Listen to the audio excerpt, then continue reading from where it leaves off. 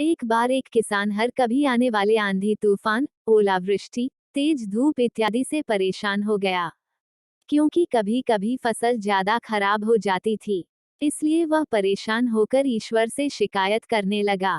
किसान बोला, आप ईश्वर तो है लेकिन फसल को कब क्या चाहिए, इसकी जानकारी नहीं है। जिसकी जरूरत भी नहीं होती है, वह भी देते रहते हैं। इसलिए आपसे मैं विनती करता हूँ कि आप मुझे एक मौका दीजिए। मेरे कहे अनुसार मौसम कीजिए, फिर हम सब किसान अन्न के भंडार भर देंगे। ईश्वर मुस्कुराए और बोले, ठीक है, आज से तुम्हारे अनुसार मौसम रखूंगा। किसान खुश हो गया। किसान ने अगली फसल में गेहूं की बुवाई की। उसने जब चाहा तब धूप मिली, उसने जब चाहा पानी मिला, पानी की तो उसने बिल्कुल कमी नहीं आने दी। आंधी, बाढ़ और तेज धूप तो उसने आने ही नहीं दी। समय बीतने पर फसल बड़ी हुई। किसान भी बहुत खुश हुआ कि इस बार शानदार फसल दिख रही है। किसान ने मन ही मन सोचा कि ईश्वर को अब पता चलेगा कि अच्छी फसल के लिए क्या क्या जरूरी है। फालतू में ही किसान को परेशान करते रहते हैं। किसान फसल काटने के लिए खेत पहुंचा। गेहूं के पौधे की बालियों को हाथ लगाया तो उसके पैरों तले जमीन खिसक गई।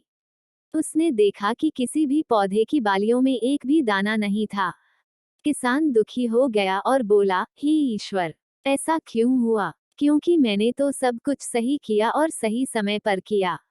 इस पर ईश्वर बोले, हे प्रिय किसान, ऐसा तो होना ही था, क्योंकि तुमने इन पौधों को बिल्कुल भी संघर्ष नहीं करने दिया। इन्हें ना तो तेज धूप में तपने दिया, ना ही आंधी का सामना करने दिया। इन्हें किसी भी प्रकार की चुनौतियों का सामना नहीं करने दिया। इसलिए बाहर से भले ही अच्छे दिख रहे हो लेकिन ये अंदर से बिल्कुल खोखले हैं, इनके अंदर कुछ भी दाने नहीं। पौधे जब विभिन्न चुनौतियों का सामना करते हैं तो उनमें ऊर्जा पैदा होती है। यह ऊर्जा उनके अंदर सही सामर्थ्य पैदा करती, जिनके लिए वह बने हैं। दोस्तों, ठीक इसी प्रकार जब तक इंसान संघर्ष से नहीं गुजरता है, वह आदमी खोखला रह जाता है। जीवन की चुनौतियां ही उसके लिए उन्नति के नए रास्ते खोल देती हैं और आदमी को मजबूत और प्रतिभाशाली बनाती है। इसलिए आपके भी जीवन में मुसीबतें या चुनौतियां आए तो घबराना मत। यह आपको बिखेरने के लिए नहीं, निखारने के लिए आई है।